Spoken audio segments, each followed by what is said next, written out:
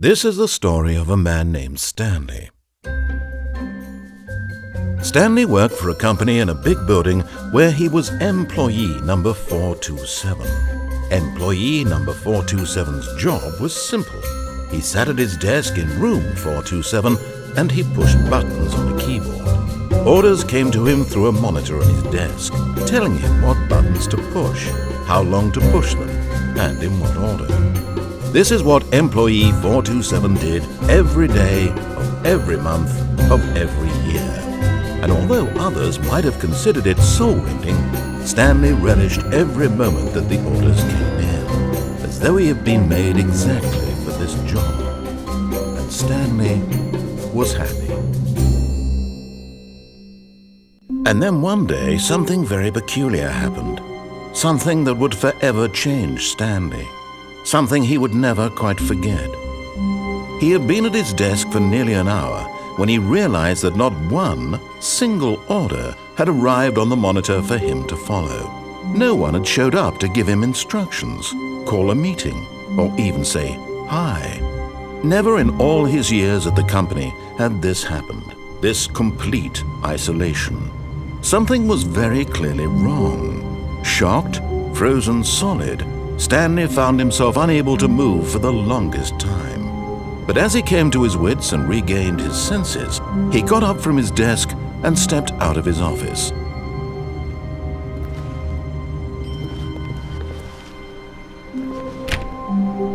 All of his co-workers were gone.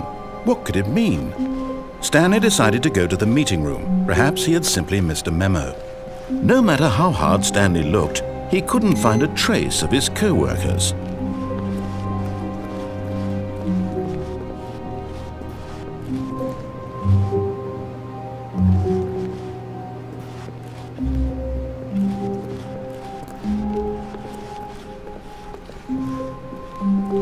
When Stanley came to a set of 2 open doors, he entered the door on his left.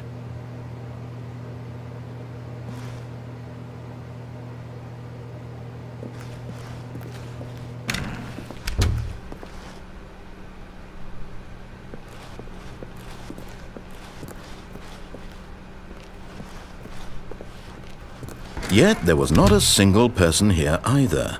Feeling a wave of disbelief, Stanley decided to go up to his boss's office, hoping he might find an answer there.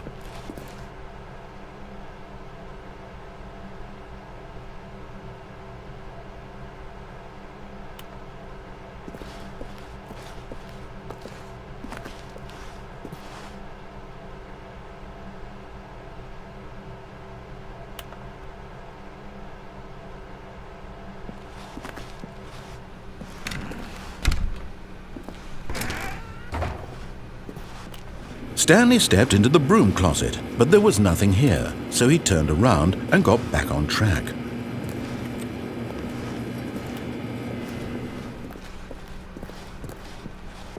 Coming to a staircase, Stanley walked upstairs to his boss's office.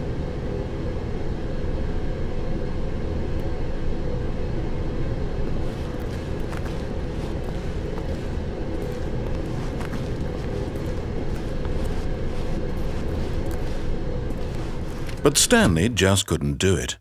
He considered the possibility of facing his boss, admitting he had left his post during work hours. He might be fired for that. And in such a competitive economy, why had he taken that risk? All because he believed everyone had vanished?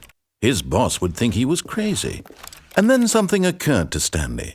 Maybe, he thought to himself, maybe I am crazy. All of my co-workers blinking mysteriously out of existence in a single moment for no reason at all? None of it made any logical sense. And as Stanley pondered this, he began to make other strange observations. For example, why couldn't he see his feet when he looked down? Why did doors close automatically behind him wherever he went? And for that matter, these rooms were starting to look pretty familiar. Were they simply repeating? No, Stanley said to himself, this is all too strange. This can't be real. And at last, he came to the conclusion that had been on the tip of his tongue. He just hadn't found the words for it. "I'm dreaming!" he yelled. "This is all a dream." Oh, what a relief Stanley felt to have finally found an answer, an explanation. His co-workers weren't actually gone. He wasn't going to lose his job. He wasn't crazy after all. And he thought to himself, I suppose I'll wake up soon. I'll have to go back to my boring real-life job pushing buttons. I may as well enjoy this while I'm still lucid. So he imagined himself flying and began to gently float above the ground. Then he imagined himself soaring through space on a magical starfield, and it too appeared. It was so much fun, and Stanley marveled that he had still not woken up.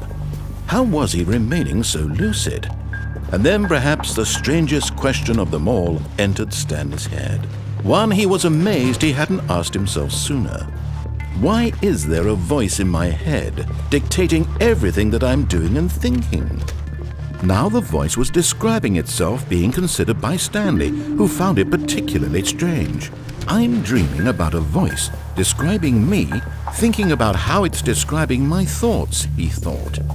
And while he thought it all very odd and wondered if this voice spoke to all people in their dreams, the truth was that, of course, this was not a dream. How could it be? Was Stanley simply deceiving himself, believing that if he's asleep, he doesn't have to take responsibility for himself? Stanley is as awake right now as he's ever been in his life. Now, hearing the voice speak these words was quite a shock to Stanley. After all, he knew for certain, beyond a doubt, that this was in fact a dream. Did the voice not see him float and make the magical stars just a moment ago? How else would the voice explain all that? This voice was a part of himself too. Surely, if he could just... He would prove it. He would prove that he was in control, that this was a dream. So he closed his eyes gently, and he invited himself to wake up. He felt the cool weight of the blanket on his skin, the press of the mattress on his back, the fresh air of a world outside this one. Let me wake up, he thought to himself. I'm through with this dream.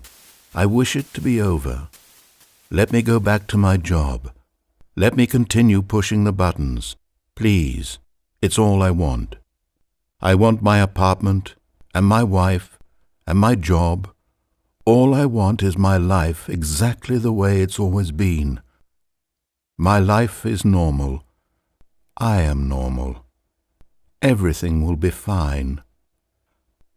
I am okay.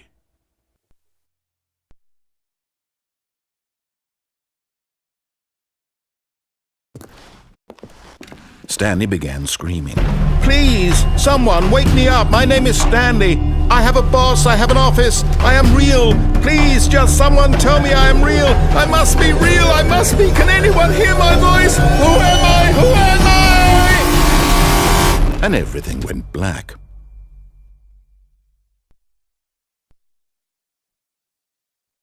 This is the story of a woman named Mariella. Mariella woke up on a day like any other.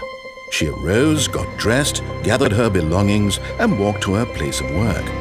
But on this particular day, her walk was interrupted by the body of a man who had stumbled through town talking and screaming to himself, and then collapsed dead on the sidewalk. And although she would soon turn to go call for an ambulance, for just a few brief moments she considered the strange man. He was obviously crazy, this much she knew.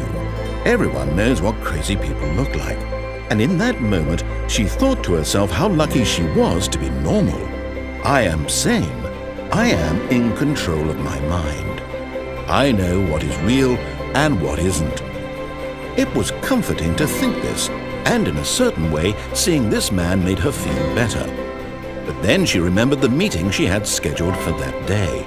The very important people whose impressions of her would affect her career, and by extension, the rest of her life. She had no time for this, so it was only a moment that she stood there, staring down at the body. And then she turned and ran.